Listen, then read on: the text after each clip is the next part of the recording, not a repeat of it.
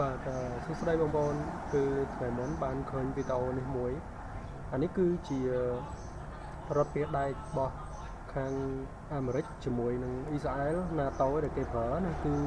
ប្រើបច្ចេកវិទ្យាស្វ័យប្រវត្តិក្នុងការច្រកគ្រាប់នេះបើខ្ញុំមើលទៅអានេះគេហៅម៉ូតានេះគឺជាកាភ្លើងត្បាល់កាភ្លើងខ្លងត្បាល់នេះប្រហែលជា80មីលីម៉ែត្រអាចលើស82មីលីម៉ែត្រទេណាចឹងអាមួយនេះគឺគ្រោះថ្នាក់មែនតើសម្រាប់វាយទប់ថ្មើរជើងបាទគ្រោះថ្នាក់សម្រាប់ខាងថ្មើរជើងណាតែត្រូវរត់ក្រោះត្រូវអីគឺអត់នៅទេខ្ទេចហើយចឹង This is the Cardam self-loading mortar.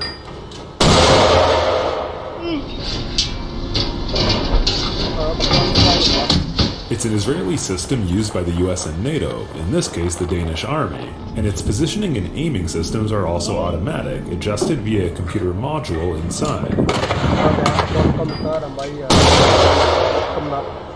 This is the Cardam self. ចឹងនេះគឺខ្ញុំចង់ចែកម្លែកជាចំណេះដឹងមួយដល់បងប្អូនថ្ងៃនេះថ្ងៃចុងសប្តាហ៍រៀងស្ងាត់ខ្លាំងដែរចឹងចង់ដឹងថាតើយើងអាចអភិវឌ្ឍអីបានចំពោះការបង្កើតឬក៏ច្នៃប្រឌិតទៅលើប្រភេទអាវុធមួយនេះជូនកងទ័ពចឹងខ្ញុំមានតោះចឹងនេះគឺជាកូដដែលខ្ញុំបានសរសេរបាទនេះគឺជាកូដដែលខ្ញុំបានសរសេរគឺសរសេរកម្មវិធីមួយសម្រាប់ជំនួយដល់បាទទ័ពកាភ្លើងធំកាលណាមាន drone មួយជួយទៅ support នឹងថា drone នោះគឺវាហោះទៅខ្ពស់ហើយវាថតបានគោលដៅរបស់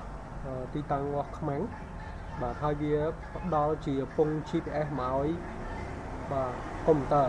ហើយកុំព្យូទ័រចាប់បានពង GPS នោះហើយគឺគណនាពីទីតាំងកន្លែងកាភ្លើងហ្នឹងទៅកាន់ទីតាំងខ្មាំងប្រវែងប្រមាណគីឡូម៉ែត្រប្រមាណម៉ែត្រគឺច្បាស់ហ្មងអញ្ចឹងអ្នកដែលបញ្ជាកាភ្លើងគឺគាត់គ្រាន់តែឃើញប្រវែងទីតាំងគឺគាត់អាចកណនាមុំដើម្បីបន្តទៅបានអញ្ចឹងតោះនេះអញ្ចឹងខ្ញុំបង្ហាញប្រាប់បងប្អូនគឺយើងត្រូវមានបាទបង្កើតនៅ template បាទ template នេះគឺមាន index មួយហើយនឹង login មួយព្រោះនៅពេលដែលបងប្អូនធ្វើផែនទីយើងត្រូវយកពី Google យកមកប្រើអញ្ចឹងគេទាមទារឲ្យយើងផ្ដល់ព័ត៌មានឲ្យគេគឺ login បាទមាន user មាន password ទៅគេឲ្យយើងប្រើបើសិនជាដូចក្រុមហ៊ុនធំប្រើគឺត្រូវបង់លុយតែនេះដោយសារយើងរៀនណាអញ្ចឹងយើងអាចប្រើអត់អស់លុយបាន demo ប៉ុន្តែគណនាត្រូវដូចគ្នាអញ្ចឹងនេះគឺខ្ញុំបានសរសេរកូដទាំងមកបាទនេះយើងមើលGoogle ខ្លះទៅនេះគណនាកូដទៅតោះឥឡូវខ្ញុំមានឧទាហរណ៍ជាក់ស្ដែងបាទនៅពេលដែលខ្ញុំ click run នេះខ្ញុំអត់ទាន់បានធ្វើជា app មួយដោយ like ទេកាលណាខ្ញុំធ្វើ app មួយដោយ like ខ្ញុំមានព័ត៌មានរបស់ drone បាទយើង connect ជាមួយ drone ចូលក្នុងកុំព្យូទ័រយើងមកយើងបង្កើតមកជា app មួយពេលដែលយើង click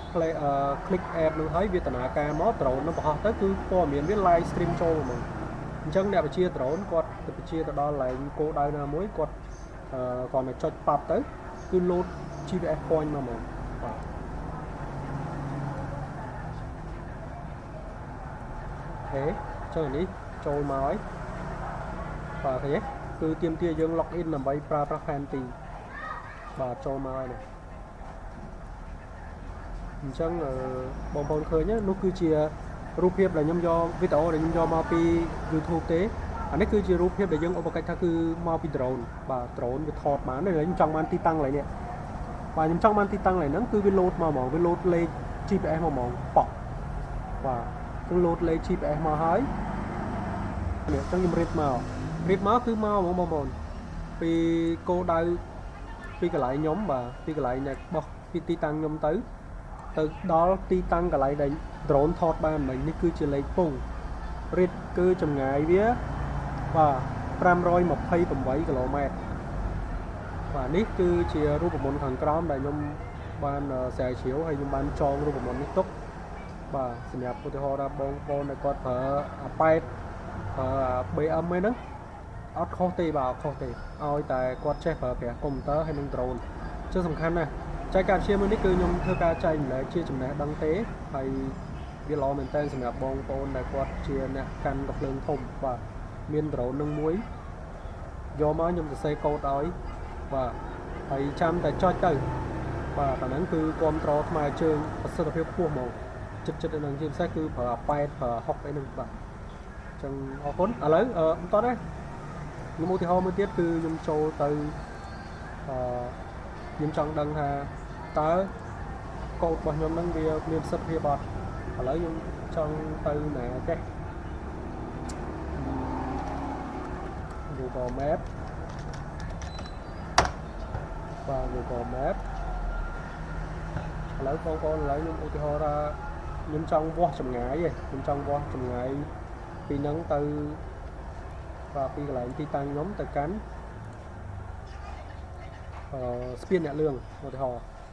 ពីទីតាំងរបស់ខ្ញុំណាទៅកាន់ស្ពានអ្នកលឿងនៅទីតាំងរបស់ខ្ញុំទៅកាន់ស្ពានអ្នកលឿង bridge អូខេអ្នកលឿង bridge អញ្ចឹងខ្ញុំវាស់ចម្ងាយបាទពីទីតាំងខ្ញុំទៅកាន់អ្នកលឿង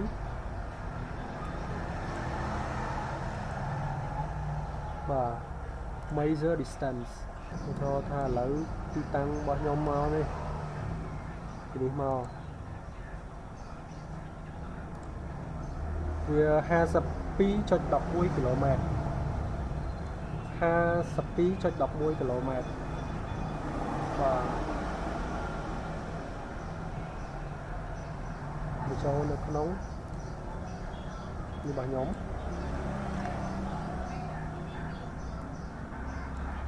ហើយផ្ទៀងគ្នាតើ 52.11 គីឡូម៉ែត្រអត់តើកន្លែងនេះ 52.11 គីឡូម៉ែត្រអត់ខុសទេបងប្អូនអញ្ចឹងកូដនេះគឺខ្ញុំបានចងជារូបមន្តបានជោគជ័យហើយនៅបរទេសគឺគេប្រើហើយដូចជាខាងអាមេរិកអ៊ីស្រាអែលហើយនិងខាងអឺរ៉ុបបាទគេប្រើតែអាហ្នឹងទេអញ្ចឹងអ្នកឲ្យការគឺឲ្យការមួយហើយបាទហើយមួយទៀតគឺត្រូវមាន drone មួយទៀតដើម្បីជួយហើយនេះគឺបាទនេះគឺជាទីតាំង map ណា coordinate map បាទផែនបាទហ្នឹងនៅក្នុងភាសាវិស្វករគេហៅផែនអញ្ចឹងខាងភ្លើងធំគាត់យល់ហើយមើលតើអានេះទៅគាត់កណនីដឹងហើយបាទអញ្ចឹងអរគុណបងប្អូនរីករាយចុងសប្តាហ៍